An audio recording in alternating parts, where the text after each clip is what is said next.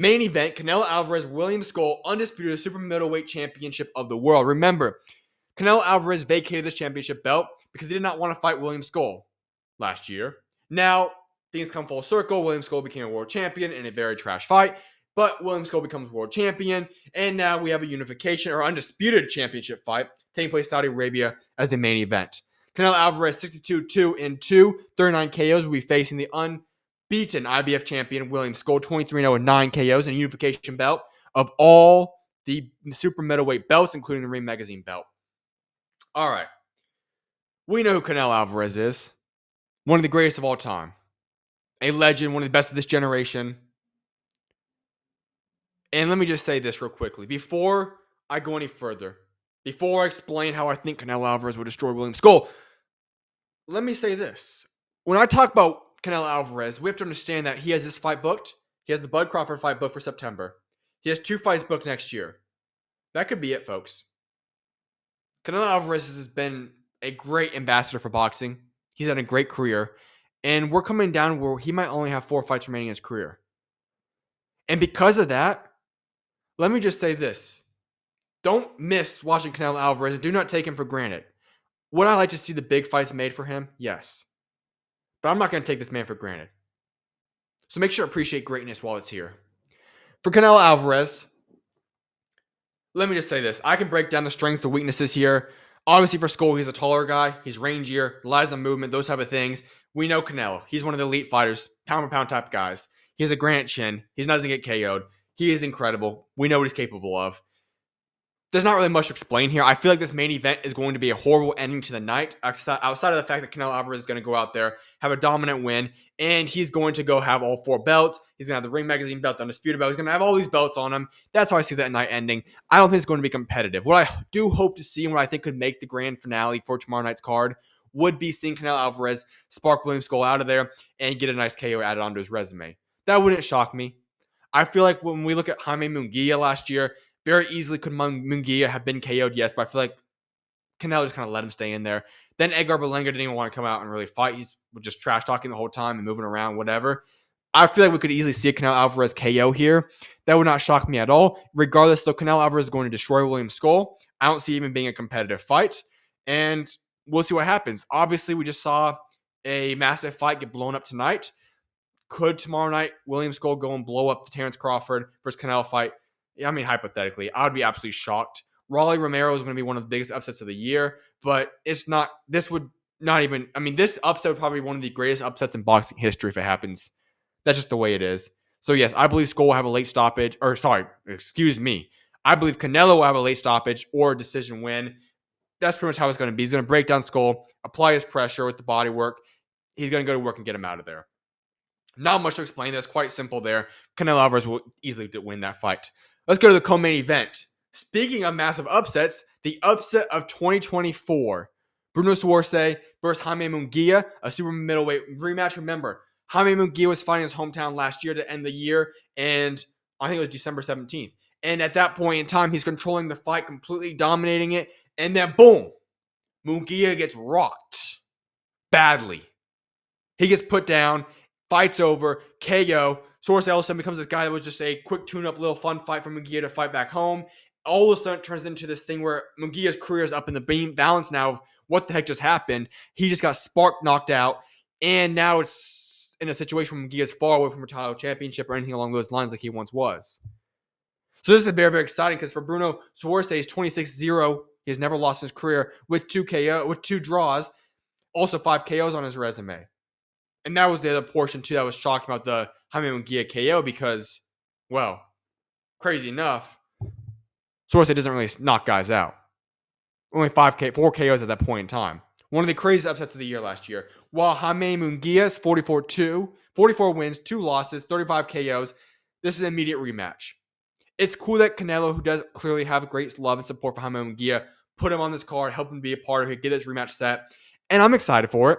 Let's remember, though, Jaime Munguia was dominating Surace in the first fight. It was not competitive. Munguia is a 10 times better fighter than Surace. It should be able to easily get that win. At the same time, this is boxing. Anything can happen, just as we saw in the first fight. For Bruno, he is a French boxer. Obviously, I said his claim to fame is the big shocking fight and upset over Jaime Munguia, which became the upset of the year in 2024. While Munguia, we know, is a power puncher, former world champion, he needs his rematch. This fight is critical for Jaime Munguia. If Munguia loses tomorrow night, all of a sudden his career is on the downward trajectory, and it just goes from already very, very iffy to just plummets. This is a critical night for Jaime Munguia, where if he does not come out victorious tomorrow, there's going to be serious issues. This is a must win for Jaime Munguia. What do I think is going to happen, though? Jaime Munguia has Canelo's trainer Eddie Reynoso in his corner, making adjustments. He's been training with Canelo Alvarez. And in the first fight, Munguia was not utilizing his power. He was utilizing his skill to go with victory. I see that happening once again. And unless Bruno can get a devastating knockout again, Munguia should cruise to a pretty easy decision tomorrow. But once again, he needs to box smarter. And I think we're going to see him be a little bit smarter and more hesitant tomorrow. For better or worse. He knows for a fact he can outbox Bruno Surace with ease. The biggest thing for Jaime Munguia is to make sure he does not get caught again. Don't just go for the finish trying to get him out. You just got to get past Bruno Surace. Bruno's going to come with a lot of confidence. He has pulled off the upset of the year. He all of a sudden has the power that he believes he has. You need to make sure that you do not allow yourself to get reckless and just stay disciplined the entire time. Don't let him get in a position where he can knock you out. And if Jaime Munguia does that, which I think he will, he's going to get an easy victory tomorrow night against Bruno Surace and get his get back. Let's go to the next fight. A heavyweight clash between Martin Bakole, F.A. Ajagba. I've got a few things I want to say here. For Martin Bakole, let me just get the facts to begin with this whole preview. Bakole's 21-2 with 16 KOs. He beats the Nigerian powerhouse F.A. Ajagba with a 21 record, 14 KOs. And this is a critical heavyweight bout because the winner of this sets himself up for a massive fight next in the heavyweight division. And let me just clarify things for people right now. When we talk about this fight, a lot of us will draw criticism to Martin Bakole and his camp for allowing him to take that fight against Joseph Parker. But can we go back and just remember the hype surrounding Martin Bakole prior to Joseph Parker fight? Now, that was a devastating knockout by Joseph Parker. And Parker deserves all the credit in the world. It's not his fault he was put in that situation. Bakole got paid well. Nothing against him taking that fight. But as long as he went to training camp and he recovered all right, Martin Bakole is still a force to be reckoned with. At the same time, I have something that's bothered me. When I look at the way that he looks in the weigh-ins, at the press conferences this week, I'm skeptical about what Martin Bakole is doing. He actually doesn't look much different at all. And when we were promised this, that Martin Bakole was going to have a much better fit and shape to himself heading into his next fight when he actually has a real training camp. But based upon the way he's weighing in, the way he looks right now, Martin Bakole does not look very good. He looks almost identical to the way he looked against Joseph Parker, which does concern me for two reasons. One of which is, was it a legitimate performance? Was he actually ready for Joseph Parker? And secondly, could this be a situation where he got paid or something, he doesn't want to put in the work or something along those lines? There could be a legitimate issue here with Martin Bakole if he's not ready to go tomorrow.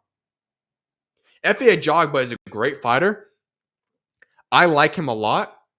And if we were to go back and you were to ask me who I think I have winning this fight back in, back when this first was being rumored as a fight to go down, which I think was actually November, I thought Martin Bakole with ease. But let me break down this fight a little bit more before I give you my official one. Bakole is skilled but very inconsistent. Obviously, he's coming off a very devastating knockout to Joseph Parker. While Ajagba is very heavy-handed, known for his jab, he has a great right hand. And this fight would obviously put him in title contention, which is what he wants to be in. Bakole is more experienced, but Ajagba has raw power. He also has much longer reach, and he's a knockout threat at all times. The biggest thing I want to see is how does Martin Bakole recover from his last fight? If he comes in out of shape, which he does look out of shape, and if Martin Bakole comes into a position where he is not fully mentally ready to go for another big-time fight, there could be big problems. Ajagba has won 5 straight fights. He set himself up to be in this fight and for a position to be in here. He is, and that means a lot. Momentum is key for boxers. That 5-fight win streak is huge for Ajagba heading into that. He has the confidence. Bakole probably has confidence, but at the same time, he can't deny what just happened just a couple months ago on February 22nd. So what do I have prediction for this fight? These are heavyweights. Either guy can go down at any point in time. I could see a legitimate case for Martin Bakole coming out victorious, and I could also see F.A. Ajagba coming out victorious. My prediction here is I believe that F.A. Ajagba will return tomorrow to the ring with a KO in the mid-rounds of Martin Bakole. As I said, if you were to ask me the question multiple months ago, I would have said Marlon Bakole, probably the opposite.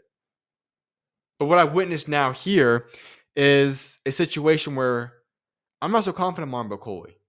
Because of the fact the way he looks physically, because of the fact he's coming off a knockout loss that was devastating just a couple weeks ago, I'm in a position where I'm quite skeptical, actually, about this performance for him. I could easily be proved wrong here. Like I said, both guys could go out at any point. These are heavyweights that have great, great power. But at the same time, F.A. Ajagba has the momentum. He has not taken damage recently. And I see F.A. Ajagba emerging victorious when I speak to you guys on Monday. The final fight I want to discuss from the card for the card tomorrow night: Badou Jack, Norair, Mikaeljan. WBC Cruiserweight titles on the line. This fight excites me. Remember, this was not this fight that was originally scheduled. This was a fight that had to have a late replacement, but the replacement fight ends up becoming 10 times better than the original fight. Why? Well, let me give you guys backstory between this.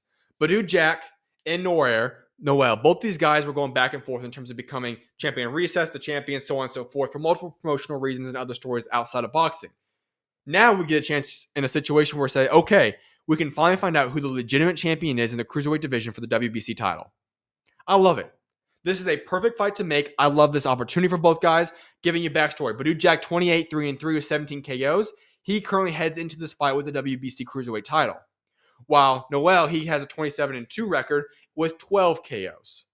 Both guys are very, very solid here. I'm excited for this fight, like I said, to finally get the next champion in the Cruiserweight division. I think that Jai Patai and Zurdo would destroy both these guys. Just my opinion. But this fight needed to happen, and I'm glad this happened. Giving us some backups here. For the Badou Jack, he's a veteran fighter, former super middleweight and light heavyweight title holder. For Noel, he's an Armenian contender. He also had a good fight in 2023, and he's now challenging for the belt.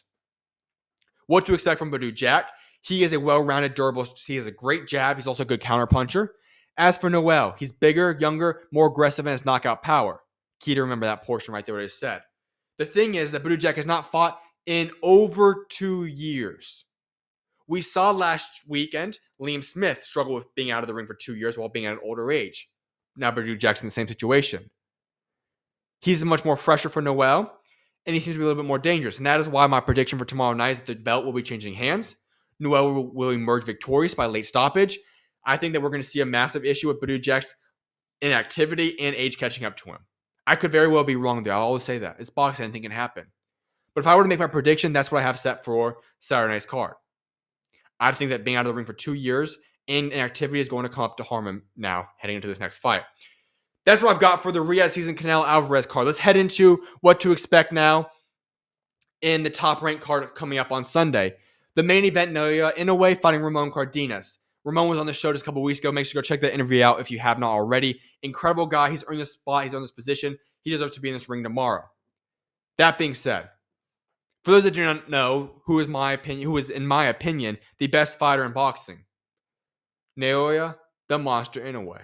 29-0, 26 KOs. He defends his WBC, WBO, WBA, and IBF junior featherweight titles, and his Ring Magazine belt against Ramon Cardenas, who is 26-1 with 14 KOs. For those of you that do not know Inoue, he's my number one fighter in the world, pound for pound top 3 in just about everybody's list. He's undisputed in 2 weight classes. He's also known as one of the most powerful, deadly fighters in all the world. Cardenas is on a 14-fight win streak. This would be his first challenge for a world championship. Inoue has the full package. He has everything. Well, for those that do not know Cardenas, he has great fundamentals, good movement, but he does lack being on the stage. This would be by far the biggest stage of his career. The T-Mobile Arena is no joke. Fighting a guy of Inoue, who is that guy, is not easy.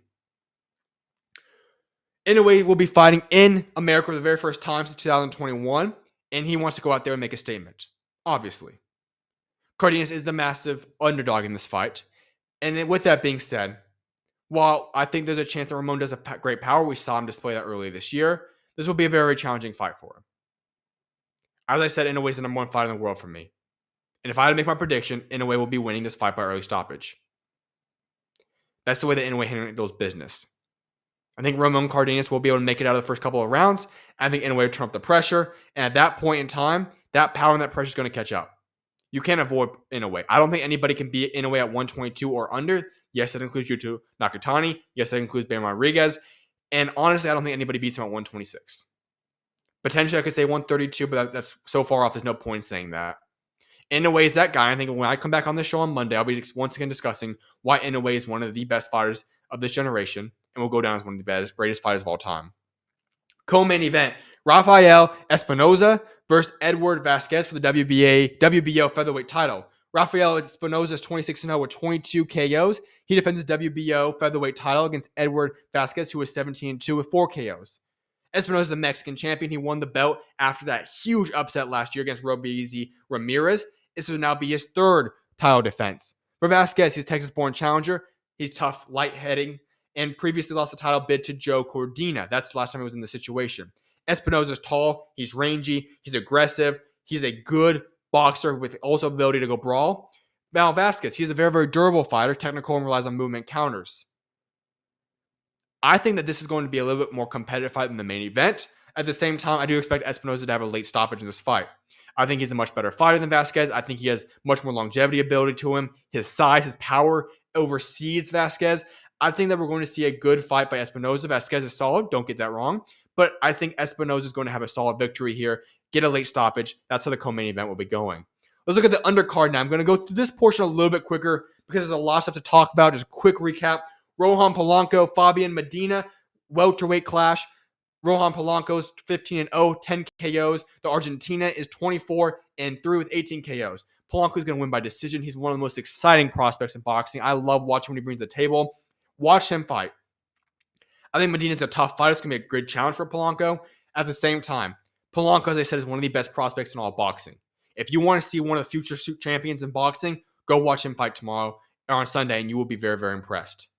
Let's head over to the other fight. Rising star Emiliano Vargas, 13-0, 11 KOs, takes on Spain's Juan Leon, 11-2-1 with 2 KOs. Vargas will get a mid-round knockout. His power and pedigree will be too much. It's just another step-up fight for Emiliano Vargas. Not as high on him in terms of a prospect as I am for Rohan Polanco. Still, a good prospect will be in the mix for a title contender, maybe even a world champion in the future. He'll be in that mix, so make sure to tune in for him. I think he will get a good mid-round stoppage there in KO. Then, Mikito Nakano, he'll be fighting Pedro Marquez for the featherweight battle. The Japanese prospect, he is 12-0 with 11 KOs. The Puerto Rican contender is 16-1 with 10 KOs. Nakano will get the win by knockout. Once again, just another fight to step up, build the resume of one for Top Rank to build the resume of one of the top young prospects. Interesting to go watch Nakano fight. I think it's going to be good for y'all to always check him out. He's a good fighter, very entertaining, but I do expect him to get an easy KO early on in the fight. Then, Art Barrera Jr. versus Juan Carlos Guerrero Jr. Junior middleweight fight. Art Barrera was 8-0 with 6 KOs against Juan Carlos Guerrero the Jr. He is 6-1-1, 2 KOs. This is an interesting fight. I think it's going to be explosive finish. I think we will be heading for a KO in this fight. My guess here for what's going to happen here is I do currently have Art Barrera Jr. winning this fight. Not 100% set on this. I just think that him being the younger fighter, I think he's going to be a solid step up for himself. But I do expect to see a KO finish in this one. And last but most certainly not least, the last fight I want to get up to, Aleem fighting Rudy Garcia for the featherweight belt. The former world title challenger, Aleem, 21-1 with 12 KOs, will be facing Garcia, who is 13-1-1 with 2 KOs. This will be a solid fight. I think it could be maybe one of the better fights, but I do expect Aleem to win this fight by decision. I don't expect a KO, but rather by decision. It will go the distance, I believe, and it will be a solid fight to potentially propel him as it continues to progress in his career moving forward. But a solid fight nonetheless. That will be going down on Sunday for you guys. I think it's going to be a great card. So as I said, lots of fights. Tonight was disappointing on Friday. On Saturday, we have 2 big cards, or 1 card on Saturday, 1 card on Sunday, 2 cards remaining. Hopefully we get better results than what we just witnessed on this Friday.